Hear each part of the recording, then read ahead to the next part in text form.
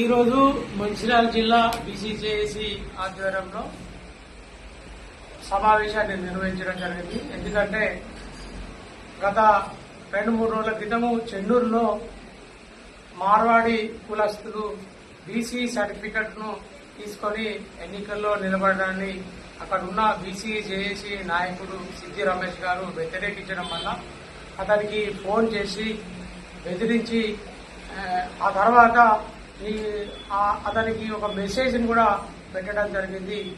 శ్యామ్ సుందర్ అనే ఒక మార్వాడి వ్యక్తి. ఆ మెసేజ్ ఏంటిదంటే, నీ ఇంటికి చావు వస్తే నువ్వు గిరాయి ఉన్న ఇంటికి కూడా నిన్ను రానియర్రా నీ శవాన్ని అని చెప్తూ ఒక బెదిరింపు. అంటే నిన్ను చంపుతాం కానీ చంపితే కూడా నీ ఇంటికి నీకు తీసుకోపోయారు అనే ఒక బెదిరింపును ఇవ్వడం జరిగింది. ఇది బీసీ సమాజంగా బీసీజేఏసీగా మేము పూర్తిగా ఖండిస్తా ఉన్నాం. ఏదైతే అక్రమంగా బీసీ సర్టిఫికెట్లు పొందడమే కాకుండా డబ్బులు సంపాదించుకొని ఈ రాష్ట్రానికి బతుకు తెరువు కోసం వచ్చిన మార్వాడీలు మహారాష్ట్ర నుండి, రాజస్థాన్ నుండి, గుజరాత్ నుండి వచ్చిన మార్వాడీలు ఇక్కడ మన సొమ్మును క్యాచ్ చేసుకొని ఇలా డబ్బు బలముతోని ఇక్కడున్న బీసీలను, ఎస్సీలను, ఎస్టీలను బెదిరించడాన్ని బీసీ సమాజం తీవ్రంగా ఖండిస్తుంది.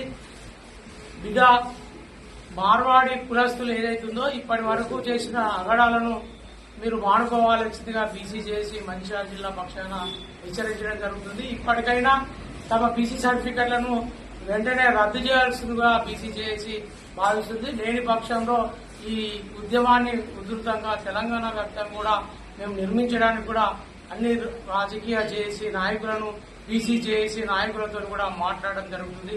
కావున ఏదైతే అక్కడ మన బీసీలకు బెదిరించిండో అతన్ని వెంటనే అరెస్ట్ చేయాలని కూడా బీసీజేఏసీ మంచిర్యాల జిల్లా పక్షాన పోలీసు వర్గాలను కూడా కోరడం జరుగుతుంది.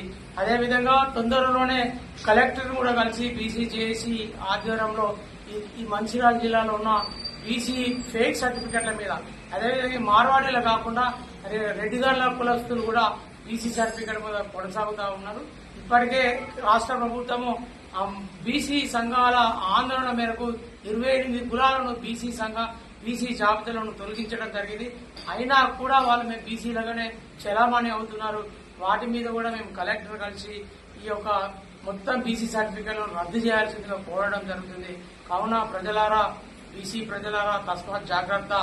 ఈ యొక్క మన బీసీ సమాజానికి జరుగుతున్న అన్యాయం పైన అన్ని రాజకీయ పార్టీలు, బీసీలు ముఖ్యంగా బీసీ రాజకీయ లీడర్లు స్పందించాల్సిందిగా బీసీజేఏసీ విజ్ఞప్తి చేస్తున్నారు.